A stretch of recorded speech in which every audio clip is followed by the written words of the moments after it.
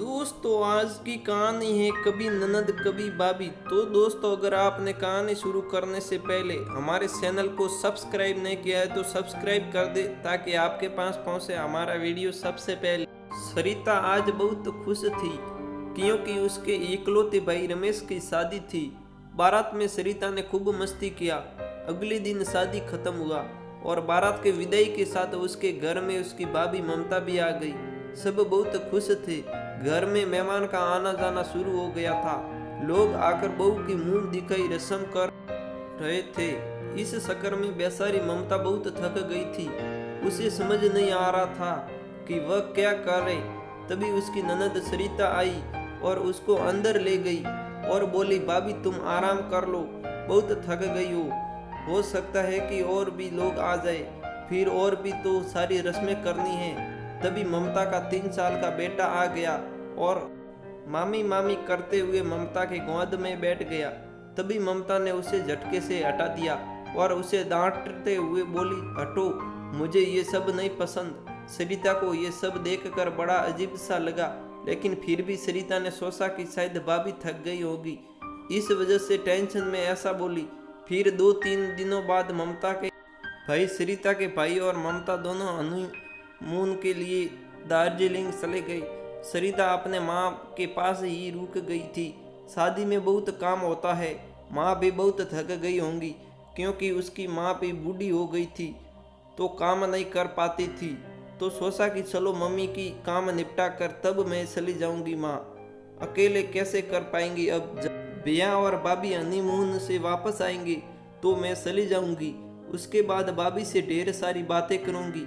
शादी में तो टाइम ही नहीं मिला भाभी से बात करने का, मेहमानों का आना जाना ये सब लगा रहा। सरिता सोच रही थी कि भाभी के आने से उसकी बहन की कमी दूर हो जाएगी और अपनी सारी बातें करेंगी जो एक बहन दूसरी बहन से करती है। लेकिन यहाँ तो उल्टा ही होने वाला था। जब 7 दिन बाद उसके भैया भाभी दार्जिलिंग से वापस लौटे तो आते ही ममता बोली, अरे सरिता, अभी तक तुम गई नहीं, अभी तक यही हो गया। जीजाजी कैसे अकेले मैनेज करते होंगे, उनका खाना कौन बनाता होगा, आपको चले जाना चाहिए था। ये बात सरिता को बहुत बुरी लगी, लेकिन उसे अपने चेहरे पर इस भाव को आने नहीं दिया और अपने भाभी की बातों को अपने चेहरे के भावों से छुपा लिया और बोली कि ये मेरा घर नहीं है क्या, मैं तो अपनी माँ की मदद करने के लिए रुक गई थी, अब आप आ ही गई हो तो माँ की सारी मदद कर देना। सरिता बोली कि आपके मायके से कुछ लोग आने वाले हैं तो आप थोड़ा मेकअप कर लीजिए, अच्छे दिखेंगे। इस पर उसकी भाभी ने बड़ी बेरुखी से बात की, इसकी कोई ज़रूरत नहीं। क्या मेरे मायके वाले मुझे पैसा देंगे नहीं क्या, मैं अगर मेकअप नहीं करूँगी तो मैं जैसी हूँ वैसी ही सही हूँ।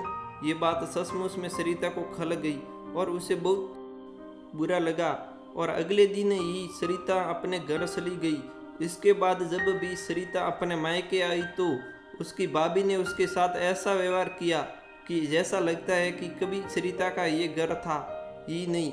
जबकि सरिता ने कितने सपने पाल रखे थे, उसे लगता था कि भाभी की शक्ल में उसे एक बहन मिल गई है और अपने दिल की सारी बातें शेयर करेंगी, लेकिन ऐसा कहाँ हो पाया।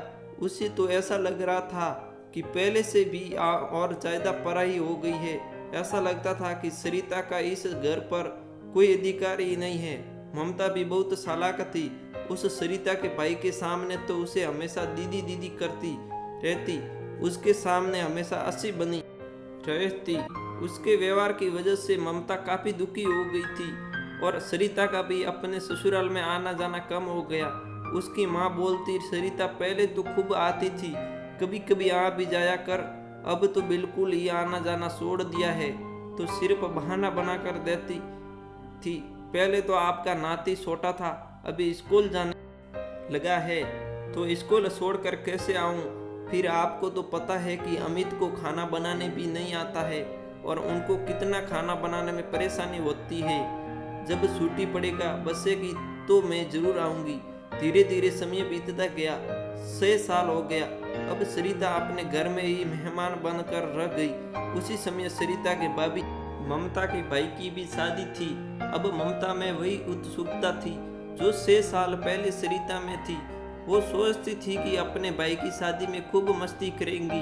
भाई की शादी के लिए ममता अपने मायके पूरे 15 दिन रह कर आई, लेकिन मायके से आने के बाद बिल्कुल ही शांत हो गई। ममता की सास ने पूछा, क्या हुआ बहू, तुम इतना उदास क्यों हो? कुछ बोलती क्यों नहीं? कुछ हुआ था क्या तुम्हारे मायके में? नहीं माँ जी, कुछ भी तो नहीं हुआ। अब उसके बाद जब भी ममता अपने मायके जाती तो एक दिन भी नहीं रुकती, बस जाती और आ जाती। कुछ सालों पहले सरिता के साथ हो रहा था, वही अब ममता के साथ होने लगा। ऐसे में रक्षाबंधन का त्योहार नजदीक था, तो ममता ने सरिता को फोन लगाया। उसने फोन उठाया। तुम सरिता के फोन उठाते ही ममता बोली, हेलो दीदी, कैसी हो आप? इस बार आप राखी पर जरूर आना, क्योंकि पिछले 2 सालों से आप राखी पर नहीं आई है। आपके छोटे भाई भी आपको बहुत याद कर रहे थे। वह बोल रहे थे कि दीदी 2 सालों से पता नहीं क्यों नहीं आई रक्षाबंधन पर, पहले हमेशा आ जाती थी। ये बात सुनकर सरिता मन ही मन मुस्कुराई और बोली, आ जाऊंगी, आप चिंता मत कीजिए। और मन ही मन सरिता बोली कि लगता है कि भाभी भी अब ननद बन गई है। अब इनको भी एहसास हो गया है कि ननद होने का एहसास क्या होता है। तो दोस्तों देखो, आपने हर सिक्के के 2 पहलू होते हैं। कभी वही लड़की भाभी होती है, कभी वही लड़की ननद होती है। जो ननद है वह भाभी है, जो भाभी है वह ननद है। इसलिए इस कहानी के माध्यम से हम आपसे ये बताना चाहते हैं कि आप अपने ननद के साथ वैसा ही व्यवहार कीजिए जैसा आप अपने मायके में उम्मीदें लगा रखी होती है। आपकी वजह से किसी भी लड़की का मायका नहीं छोड़ना चाहिए, क्योंकि उस पर उसका भी उतना ही अधिकार होता है जितना कि आपका। और अपने ननद के साथ दोस्तों जैसा व्यवहार करें, क्योंकि आप जो करती है वही आपको सामने भी मिलता है। उम्मीद है ये कहानी आप लोगों को पसंद आई होगी। अगर कहानी पसंद आई है तो लाइक कीजिए, शेयर कीजिए, ताकि हमारा एक छोटा सा प्रयास सोशल संदेश का कारगर हो सके। आपस में प्यार रहे, खुशियाँ रहे। तो दोस्तों आज की कहानी पूरी हो गई है, और आपको ये कहानी कैसी लगी अपने विचार को कमेंट में हमें ज़रूर बताएं। और दोस्तों वीडियो को लाइक करें, शेयर करें और चैनल को सब्सक्राइब करना बिल्कुल ना भूलें, क्योंकि ऐसे वीडियो हम रोज़ाना अपलोड किया करते हैं।